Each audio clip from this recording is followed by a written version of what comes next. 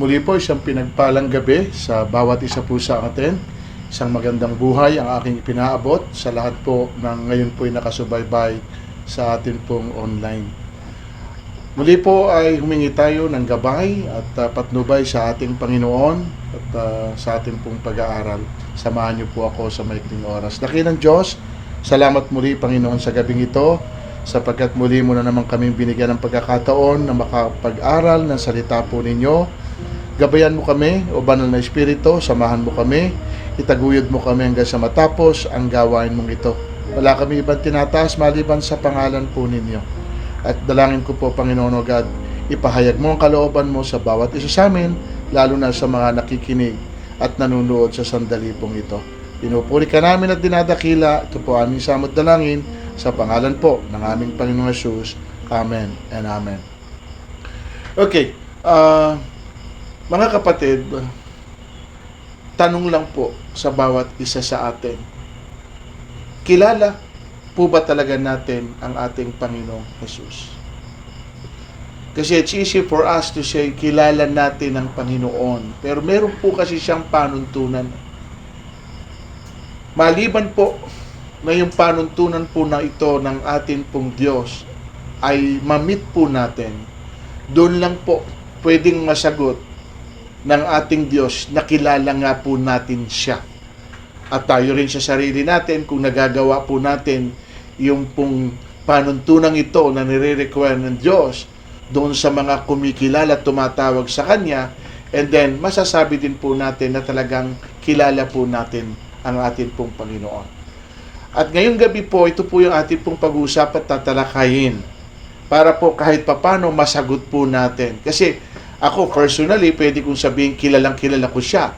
Pero nung akin pong pag-aralan po ito, meron palang hindi ako nami-meet, no? Hindi ko nami-meet yung mga bagay na nire-require niya, and then pwede kong sabihin hindi pa pala ganap yung pagkakilala ko sa atin pong Panginoon. At kaya ang atin pong title ay pinamagatan ko pong eto, Do I Know Him? Kilala ko ba talaga siya?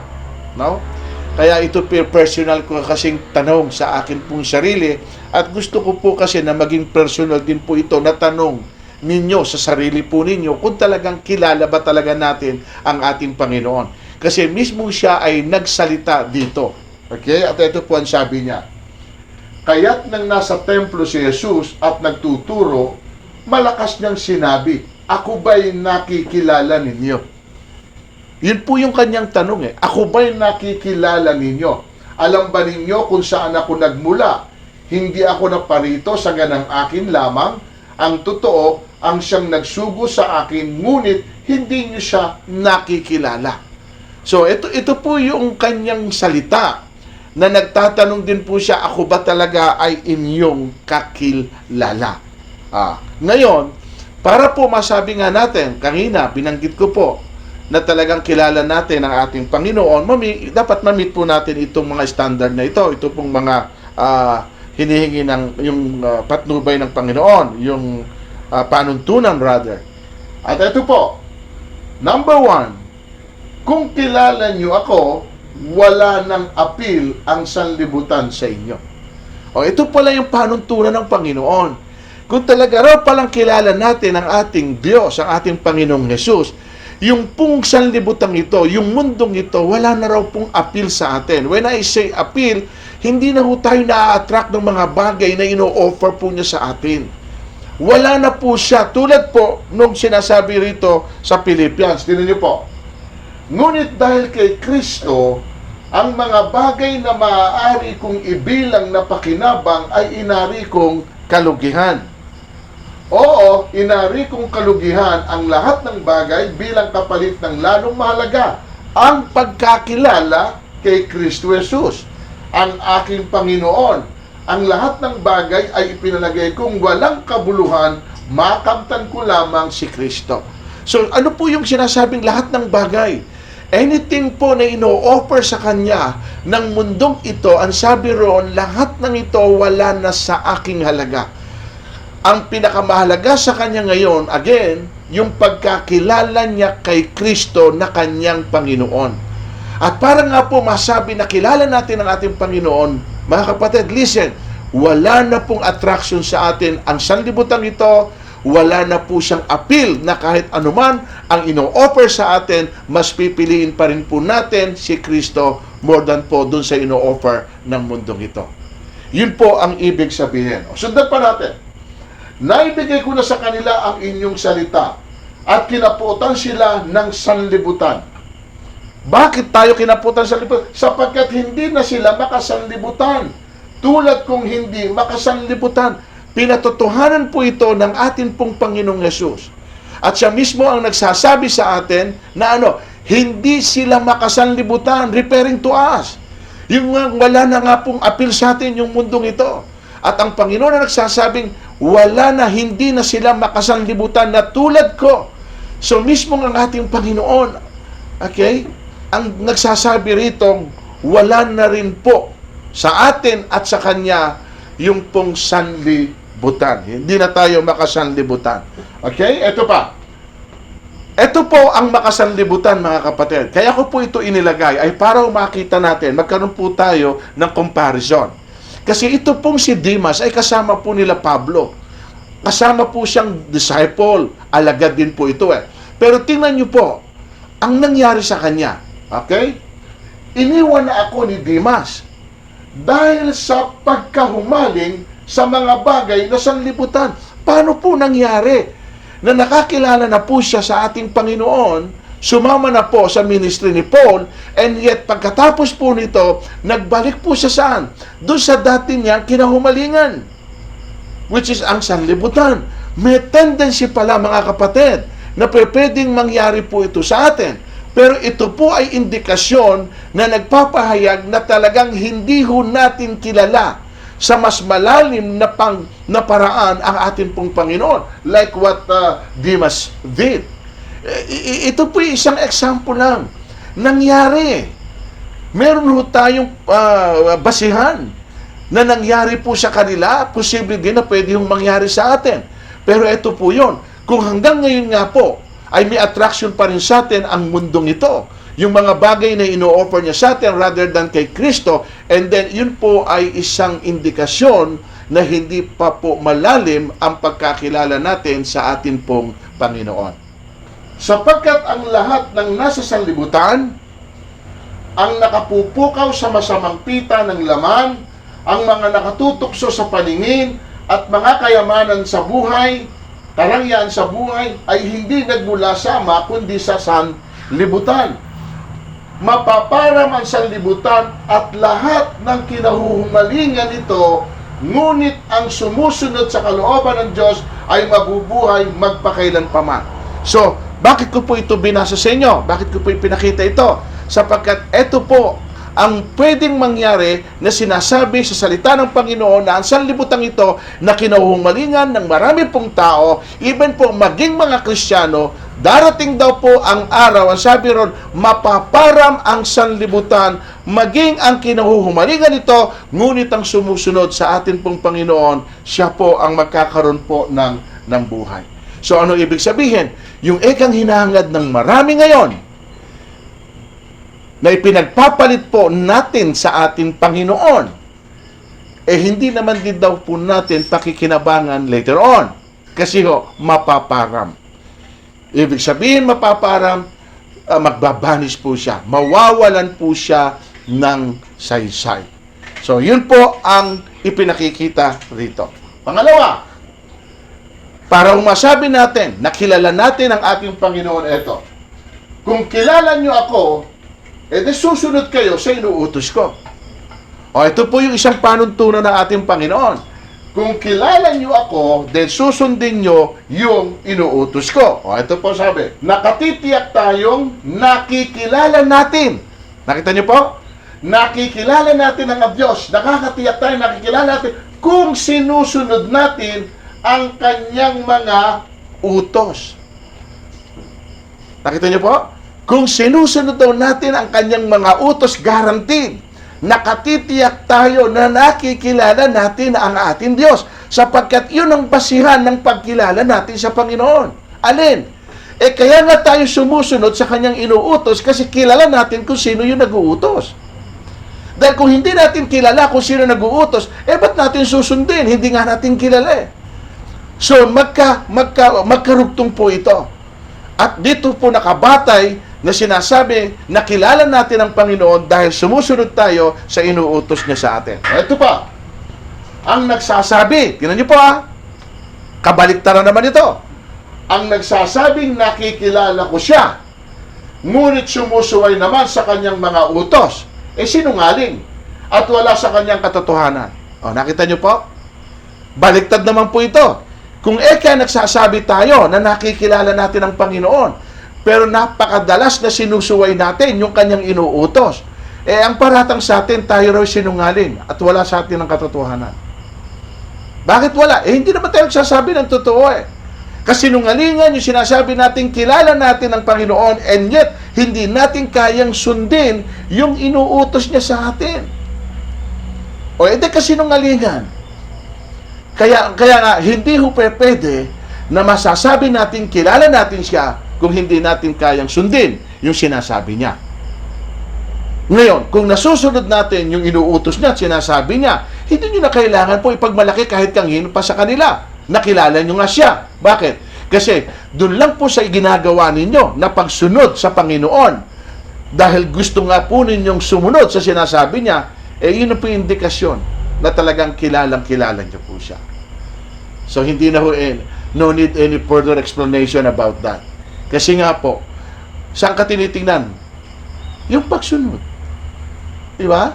Sumusunod ka. Ibig sabihin, yun nga po ang ibig sabihin dahil nakikilala mo siya. Ano pa? Ipinakilala kita sa mga taong ibinigay mo sa akin mula sa sanlibutan.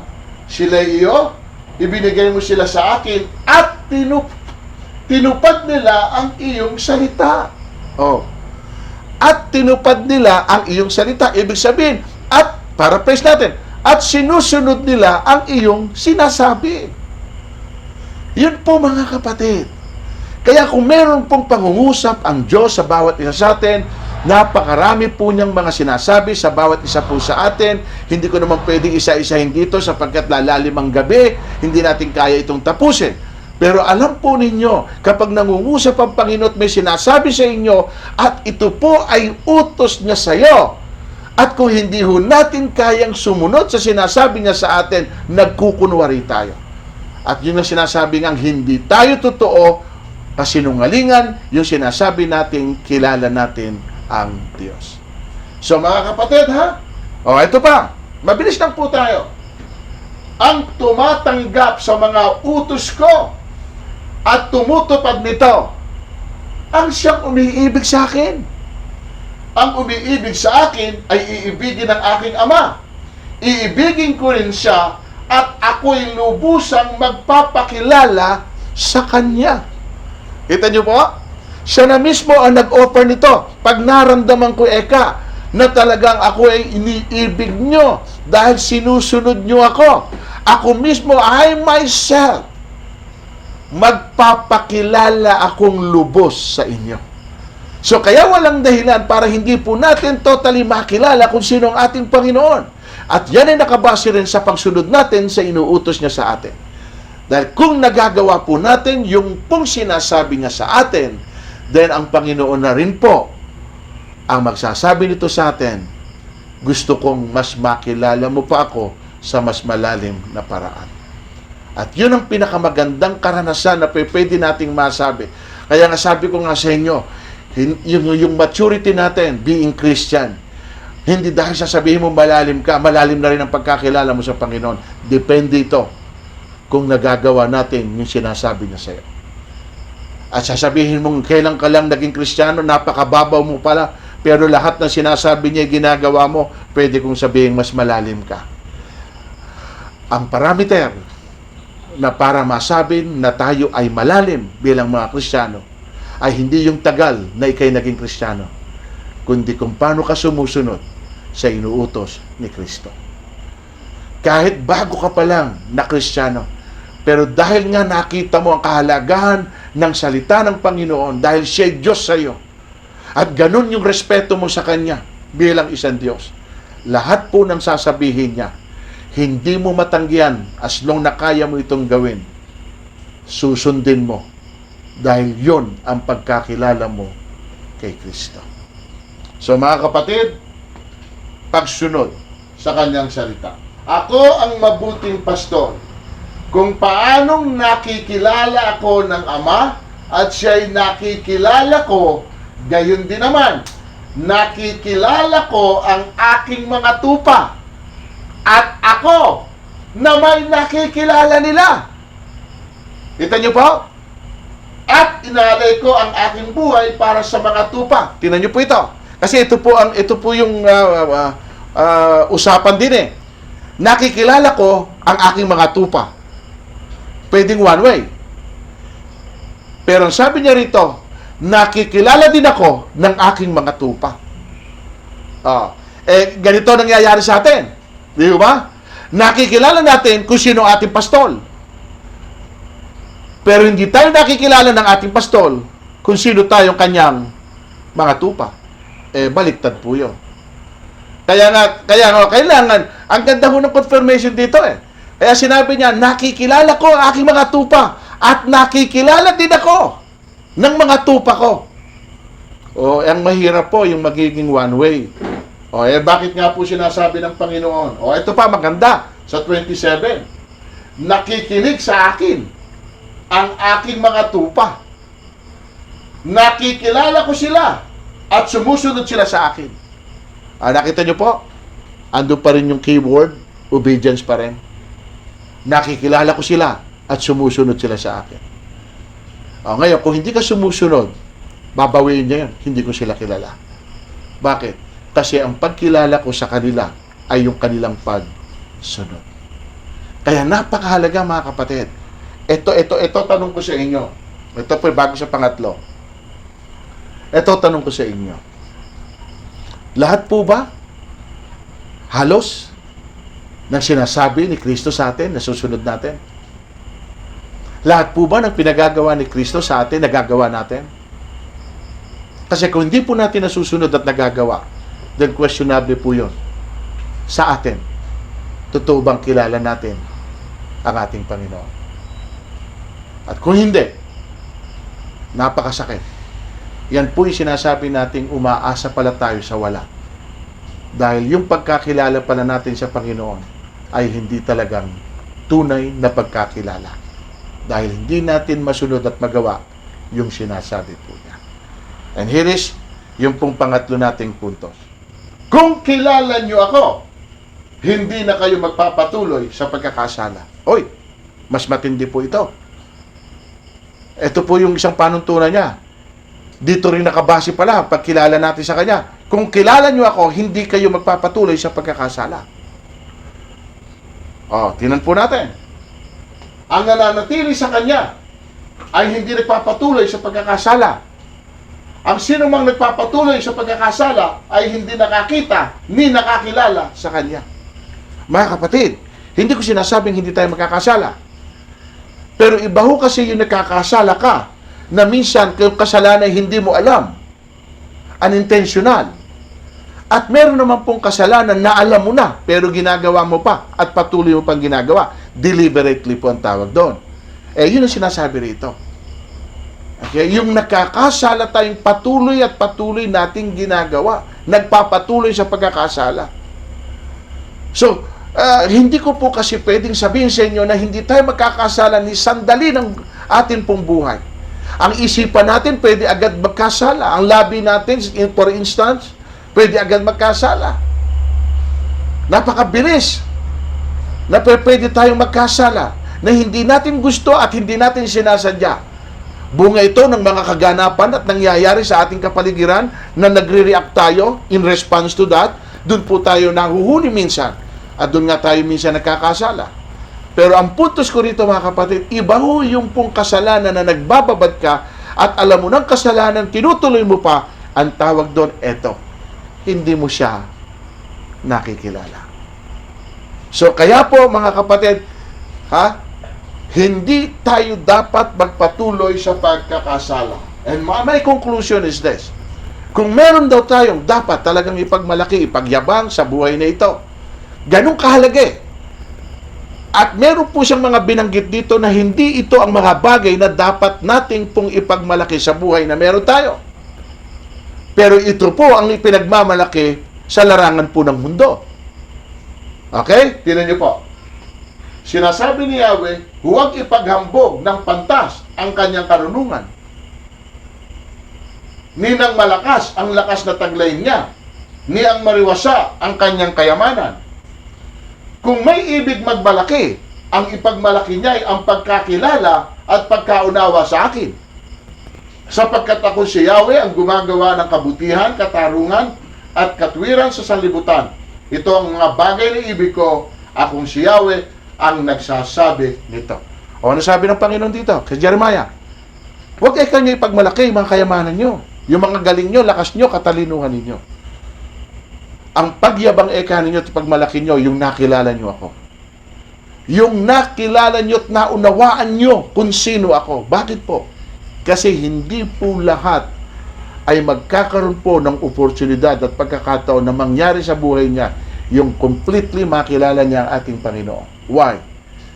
Kung hindi nga natin mamimit yung panuntunan niya, paano natin masasabing kilala natin siya? At kung somehow, sa biyaya at habag ng Diyos, mamit po natin talaga yung nire-require niya sa atin. At yun nga po, malinaw na nakilala na natin ang ating Panginoon. Yun po sinasabi rito, yun ay pagmalaki mo. Dahil nangyari yun sa iyo, na posible kang hindi rin mangyari sa iba. Kaya kung meron tayong ipagyayabang at ipagmamalaki, yung nakilala natin siya. At doon din sa mga kasama po natin, kaibigan natin, mga kapatiran natin, introduce po natin siya, nang makilala din nila siya. At makasunod din po sila doon po sa sinasabi ng Panginoon para matanggap din ang ating po Panginoong Yesus. Okay, totoo, kilala nila ako. Bakit? Dahil sinusunod nila yung inuutos ko. Dahil wala ng atraksyon ang mundo o sanlibutan sa mga Kristiyanong ito. And then pangatlo, dahil hindi na sila nagtutuloy sa kanilang mga maling ginagawa. So mga kapatid, yan po ang ating pong paksa ngayong gabi. Kung talagang kilala natin siya, tayo na po ang makasasagot nun sa ating pong mga sarili. Kung na-meet po natin, yung po tatlong binanggit ko lang, tatlo lang po ito, bagamat marami pa tayong pwedeng dagdag, yun lang po ay sapat na para masabi natin, Lord, totoong kilala po namin kayo. And likewise, Panginoon, nawa, kilala mo rin po kami.